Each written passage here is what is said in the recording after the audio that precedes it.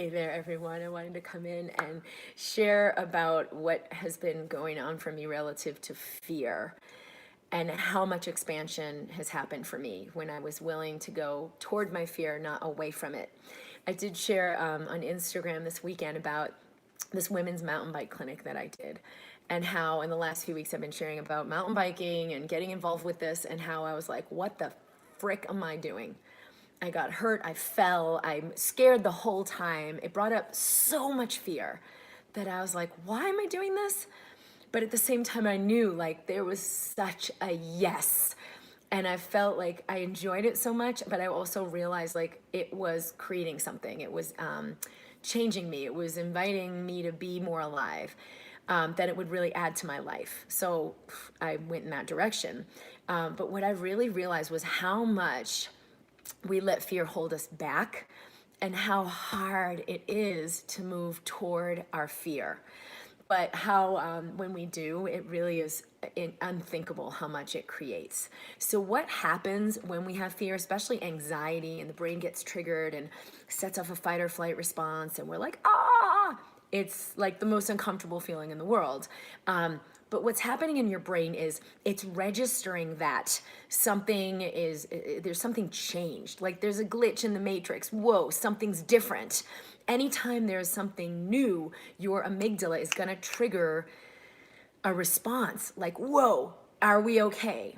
So you're on high alert, you increase your stress hormones, your brain activity changes, and you're like, in a different brain state.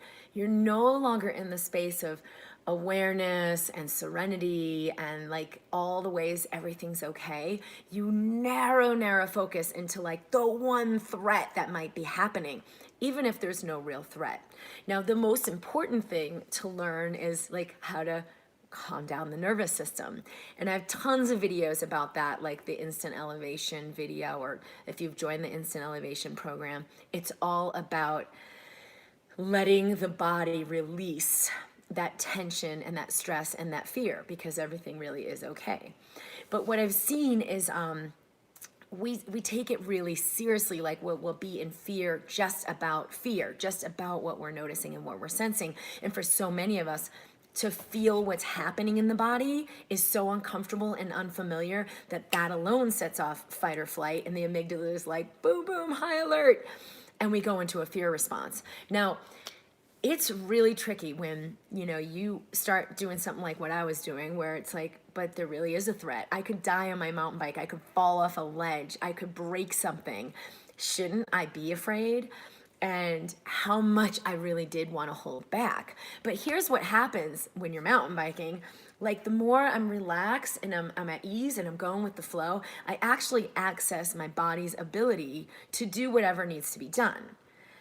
But as soon as I go into that fear response and I tense up and I clench up and I'm holding, it might feel like it's protective, but it's like everything that needs to happen can't happen, and I'm less stable and I'm less safe as a result. So this taught me really quickly to like let go of fear and let myself move through. Now, what's happening for so many of us that we're in all of this chronic anxiety and all of this chronic fear? It's not about mountain biking probably for you, but there is so much change we're registering in every second. Change with even like just your surroundings. I got this text message, or someone emailed me, or this thing's on the news saying it's not okay, or someone just called and gave me this, told me they need to cancel. Like something's happening in every second.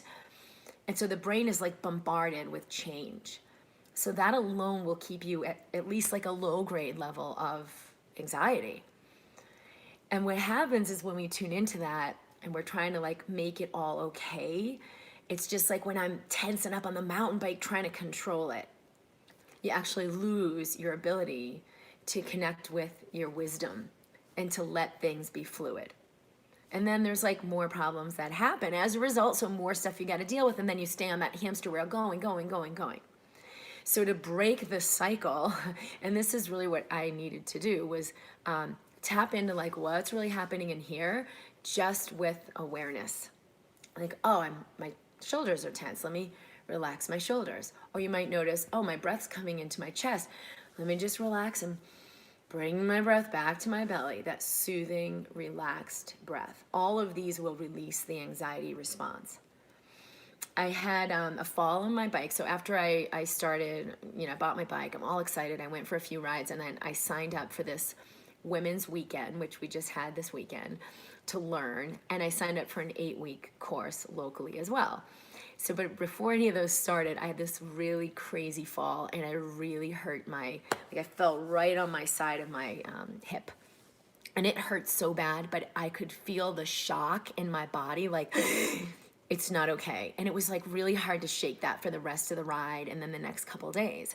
Well, I've been working with this amazing person, Mark Romero, who does he uses music to create the harmonic frequencies that allow energies and tensions to release from the body. A lot of these are like stored unconscious energies. And when I was in my next session, he said this one thing to me that had a really powerful release. He said, it's okay for you to move forward with your life.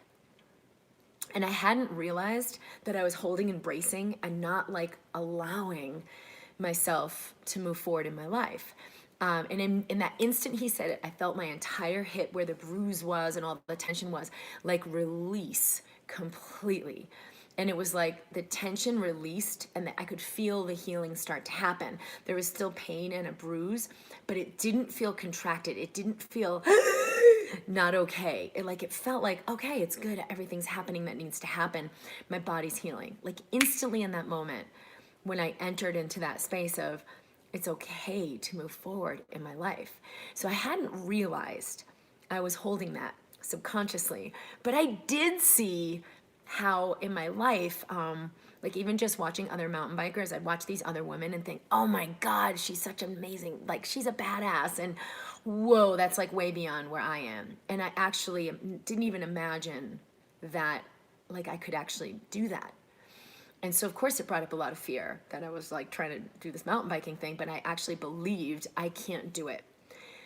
That's like, on a conscious level, that's not familiar to me, because I'm like, I can do it, and I do all these amazing things, but I actually began to realize how much doubt I had. So Zahir, hello, is stress what causes social anxiety? Yeah, so same thing. We can have these ideas about like, I can't let people really see me. It's not okay to really be seen. It's not okay, I gotta hide. And so we feel, our body will register the result of that socially, even if we're like, well, it's no big deal. I'm just out socially. Why am I in so much anxiety? But if those unconscious patterns are there, we're like blocking ourselves and holding back because we're afraid or we're judging ourselves. And so then we think others will judge us. So then we got to like hold ourselves and protect ourselves and like hide. And I've seen this a lot. Like I have a lot of people in my life right now who are starting college, and where they have these intimate relationships, and now they go into a new circumstance and I don't know anybody and I'm meeting all these new people, but I miss my old friends, or I miss my girlfriend, or I miss my boyfriend. And what's happening is you have those relationships where you let yourself be seen, where there's intimacy and connection. And that's like the only place I have it. And now I go into this new social situation and I don't know how to create that, because I don't realize how much I'm hiding. That it's like I've given my body this program, like, don't let yourself fully be seen. It's not safe to be fully seen. And so you'll feel social anxiety. Okay. The main point here is to like let your body know, body, it's okay to let that go. Just like I had, body, it's okay to move forward in my life. It's okay for me to move forward in my life. You can do the same thing. Yes, you're welcome, sweetheart. Where are you listening from? I'd love to hear. So even that one piece, like it's okay to let people see who I am, can be a huge release and a game changer, because your system will register that like, oh, it's okay to let people see who I am, and then try it out. Like let yourself, and for me, it was such a stretch that I had to go from like, trying like, with mountain biking, trying little ramps and, hills or turns or different things from Pakistan. Oh, wonderful. Thank you. I'm so excited to connect with you in here. To like doing more challenging things, but none of it was like pushing myself, like in a painful way. It was just like stretching my comfort zone so that I never did anything that felt unsafe. I got the stability, and I learned like, what do I need to know to anchor in and have that stability so that I could move forward. And it felt awesome. It felt anchored. It felt grounded. I knew I was safe. So that's a really important piece, is like, it's not about just throw yourself into this situation, let your amygdala fire off all the alarms and totally ignore them. It's about, what do I need to receive so that I turn off the alarm, so that I do feel safe, so that I remember I'm okay. It's okay for me to be seen. It's okay for me to move forward with my life. It's been a huge opening for me, and I wanted to share that because I know fear holds us back so much, and because I had no idea how much self-doubt was still running my system, and how much these ideas, I can't do it, like, well, yeah, I can do these other things, but I can't do that. It was so limiting me. Like, there was so many limits on what I would allow myself to experience. Estelle says, I cry a lot when I'm feeling deep joy or deep spiritual connection, but when I'm among people, my crying makes them so uncomfortable. I wonder if you can like give yourself more permission to just honor what you feel so that it doesn't come out as like a wrongness, even just to you. Give yourself space to honor what you feel, make space for it, and maybe it's more in private that you like really unleash it so that you can let yourself be seen in public. Like, wow, I'm having a hard time right now, but on some level, you're okay with it. Like, you're present to yourself. Because if you abandon yourself, that's what's going to happen, is like everyone else is going to be like, whoa, I can't handle this. But if you're here, you're like, I'm present to myself. It's okay to let these emotions come through. It's okay to let myself be seen and share. It's a different energy. Instead of like putting it on other people, like they're supposed to pick you up and pick up the pieces, which is going to have them be like, whoa, I don't know what I'm doing here. You're anchored in a space of, I'm present to myself unconditionally. Brittany, I missed the first part, but you said something about a part of your body holding stress. I hold mine in my traps and neck and upper back. Yeah, and that was in my hip after this fall. It can be anywhere. And it's the same thing. Like, let yourself know, like, it's okay to let this go. And you know, and whatever it is for you. For me, it was really about, it's okay to move forward in my life. And the thing holding me back so much was this idea, I can't have that, I can't do that. And that's the main reason I wanted to share this video. There's a lot of people in the mind body community in Facebook where I've assisted people who have so much chronic illness and so much pain or so much limitation that they're like, I can't even imagine having what you're talking about. I can't even let myself imagine it. And that's exactly where I was. Like, I can't even imagine doing that with my bike. I can't even imagine coming down that trail. I can't even imagine it. And at the same time, there was a yes. There was something in me that was like exhilarated. So there was a match there. And so for all of you who feel like, well, that's just way too much of a jump, I'm not even going to let myself entertain that. Look for that fear factor that's there. It's like, it's too scary. Because it is like a falling out of the entire old foundation, and it's a coming in of something new. So what if you could let yourself like be supported and receive so that that heart's desire can come through? It's not just for someone else, it's for you. Yeah, so I can really relate with how debilitating that can feel, and how much the conclusion of like, I can't have it, can be so real. And I experienced it as real. Like, I really couldn't do that stuff. And then there was this one drill my coach brought us through. And literally, like, I said to her, all right, I've done a lot of amazing things today. I'm already blown away. But if I can do that, I will truly be, this will be an unthinkable miracle, because there's no way I can even imagine doing that in my body. And like 3 minutes later, I had it. It was like the craziest thing. And I was like a little kid. I was so excited, and I thought, oh my God, like there's so much more possible than what I imagined was possible. And that when I got what I needed, I could do it. And it's the same for all of us, whether you're like, but I've been bedbound for 4 years, but I have MS, or but I have, you know, whatever illness is going on. It actually doesn't mean, we've seen on a quantum level, it doesn't mean anything about what's actually possible for you in your body, in your cells. Oops, sorry, I missed that comment. Oops, sorry. Here we go.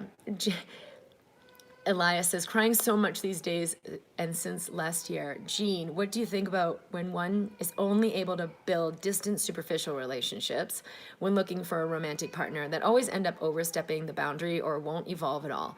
You know what? Tune in a lot more to what we've got going on because I'm always making videos about this. But it is the same thing. It's like, I'm only going into those superficial relationships because that's what's safe. It'd be like me saying I'm gonna buy this amazing mountain bike, but I'm just gonna ride it along the paved trail along the river and not really go on the mountain biking trails. Like, I knew early on, like, Kim, you got this bike for a reason. You're moving into this. And so the same thing, if you truly want that intimacy, be willing to go beyond your fear because it's a program and it's not anything about, doesn't mean anything about what's really true for you or what's really available for you. So if that's encouraging, I'm glad I could offer this because we're all so ready to live from love and not fear. All right, everyone, so much love. I'm at drkimd.com if you would like to subscribe on YouTube, and you can come on over to my website. There's like a quiz that helps you really go deeper into this body awareness and in releasing the energies of fear and releasing the energies of despair or lack or whatever we've been carrying forward that we're ready to be free from. All right, lots of love. I look forward to seeing you soon. Bye.